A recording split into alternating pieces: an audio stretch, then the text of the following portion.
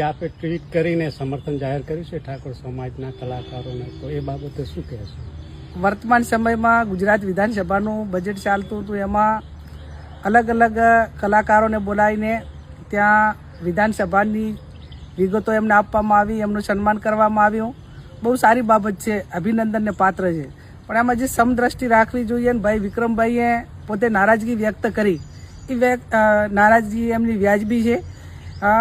જે એક લોકશાહીના મંદિરમાં આ રીતે જે કંઈ નિર્ણય લેવાવાળાની જે દ્રષ્ટિ છે અથવા એમનો ભાવ છે, એ ક્યાંક ને ક્યાંક એમાં હું માનું છું ત્યાં સુધી બેલેન્સ કરવામાં કે આમંત્રણ આપવામાં કે જે એક નારાજગી ઊભી થઈ છે, એ નારાજગી ઊભી કરવા પાછળના કયા કારણો છે એ મને કંઈ ખ્યાલ નથી. પણ હું માનું છું ત્યાં સુધી ભારત એક લોકશાહીનો દેશ છે, વિશ્વને સૌથી મોટી લોકશાહી ધરાવતો દેશ ભારત છે.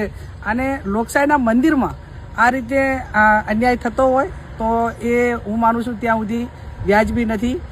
ભગવાનને પ્રાર્થના કરીએ, બાબા સાહેબ આંબેડકરને જે બંધારણ આપ્યું છે એને અનુસરે, અને કોઈને પણ આ રીતે તટસ્થ લોકોને અન્યાય ન થાય. કેમ કે કલાકાર માટે કોઈ પક્ષાપક્ષી હોતી નથી, એના માટે સમદ્રષ્ટિ હોય છે.